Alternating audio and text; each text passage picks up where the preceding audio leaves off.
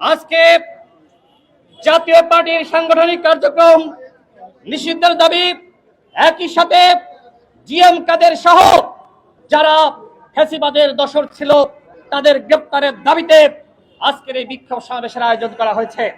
গতকাল আপনারা জানেন বরিশালে গণ অধিকার পরিষদের নেতাকর্মীদের উপরে জাতীয় পার্টি এবং আওয়ামী লীগ কিভাবে সম্মিলিতভাবে হামলা চালিয়েছে। যেখানে যেখানে জাতীয় পার্টি মিছিল করছে এদের মধ্যে আওয়ামী লীগ ঢুকে পড়ছে। জিএম কাদের এর আগে বলেছে আওয়ামী লীগ নিষিদ্ধ করা যাবে না। জিএম কাদের বলেছে আগামী নির্বাচনে আওয়ামী লীগ অংশ নিতে পারবে।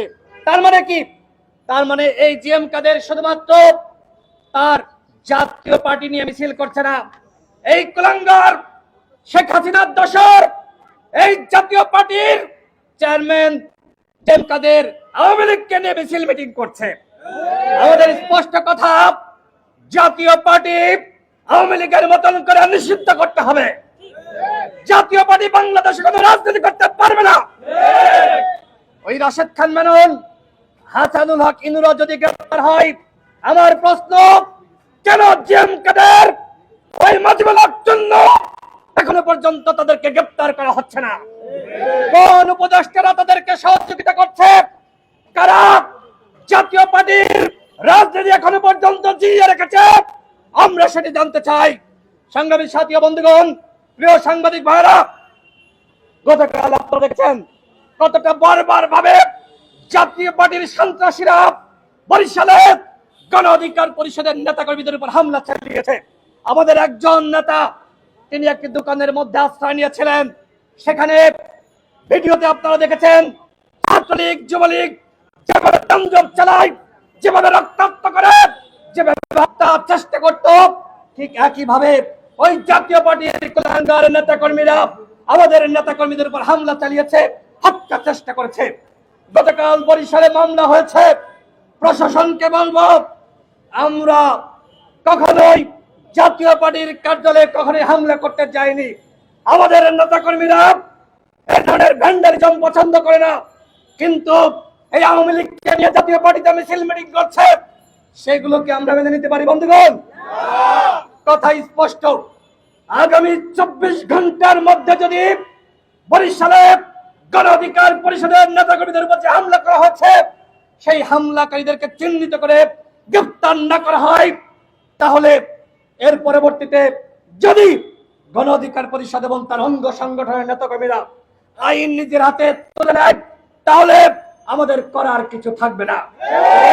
আমাদের কাছ থেকে নির্দেশনা চাওয়া হয়েছে, যদি আমরা নির্দেশনা দিই, এই যে এই পল্টনে জাতীয় পার্টির অফিস, যদি আমরা নির্দেশনা দিতাম, তাহলে এই নেতাকর্মীরা এখানে যারা আছে একটা ইটও তারা জাতীয় পার্টির অফিসে রাখত না। কিন্তু আমরা নির্দেশনা দিই নাই। নেতাকর্মীদেরকে বলবো, শান্ত থাকেন। এই গণঅভ্যুত্থানের সরকার আমাদের সরকার, এই সরকার তারা সুন্দরভাবে কাজ করুক, তারা আইন শৃঙ্খলার পরিস্থিতির উন্নত করুক, আমরা সে বিষয়ে সহযোগিতা করব। কিন্তু আমরা যারা অভ্যুত্থানের নেতৃত্ব দিয়েছে, যারা সংগ্রাম করেছে, যারা অংশ নিয়েছে, আওয়ামী লীগের আমলে মার খেয়েছি, এখনো কি আমরা মার খাবো? নেতা কর্মীদের বলবো, জাতীয় পার্টির যেখানে মিছিল সমাবেশ করতে যাবে, কোন মিছিল সমাবেশ আপনারা করতে দিবেন না। একই সাথে ওই যে আমরা দেখেছি রংপুরে এনসিপির নেতাদেরকে গালি দেওয়া হয়েছে, অন্য দলের নেতাদেরকে গালি দিয়েছে। যে গালি দিয়েছে ওই জাতীয় পার্টির কুলাঙ্গার মেয়র ওই মোস্তাফিজকে অনতিবিলম্বে গ্রেফতার করতে হবে। সেনাবাহিনীর পক্ষ থেকে গতকাল যারা জিএম কাদেরের বাড়িতে হামলা চালিয়েছে, তাদের গ্রেফতার করার জন্য অভিযান চালিয়েছে। আমরা মনে করি কোথাও হামলা আমরা সমর্থন করি না, কিন্তু আজকে জাতীয় পার্টি যে অন্যায় করেছে, আপনারা কেন জিএম কাদেরকে গ্রেফতার করছেন না? আপনারা কেন চন্নুকে গ্রেফতার করছেন না? ওই শামীম হায়দার পাটোয়ারি এখনো পর্যন্ত কিভাবে টকশোতে গিয়ে বড় বড় কথা বলে? মিডিয়ার ভাইদেরকে বলবো, এই জাতীয় পার্টির কাউকে টকশোতে ডাকবেন না। এরা গণ অভ্যুত্থানের চেতনার বিপরীতে গিয়ে হাসিনার দোসর হয়ে কাজ করেছে। এই বাংলাদেশে হাসিনার কোন দোসরের আশ্রয় প্রশ্রয় দেওয়া যাবে না। যেমনি ভাবে আওয়ামী লীগকে সাংগঠনিকভাবে নিষিদ্ধ করা হয়েছে, ঠিক একইভাবে জাতীয় পার্টি সহ 14 দলের কার্যক্রমকে অবশ্যই নিষিদ্ধ করতে হবে। গণ অধিকার পরিষদের পক্ষ থেকে নির্বাচন কমিশনের আওয়ামী লীগের নিবন্ধন স্থগিত চেয়ে আবেদন করা হয়েছিল, ঠিক একইভাবে জাতীয় পার্টি সহ 14 দলের নিবন্ধন স্থগিতের আবেদন করা হয়েছে। সেখানে আমাদের হাসানুল মামুন ফারুক হাসান সহ নেতৃবৃন্দ গিয়েছিলেন। সরকারকে বলবো, আওয়ামী লীগকে যেমনি ভাবে নিষিদ্ধ করেছেন, যদি জাতীয় পার্টির প্রতি কোন উপদেষ্টা মায়া দেখায়, তাহলে কোন উপদেষ্টাকে দেশের জনগণ কিন্তু আস্থা রাখবে না।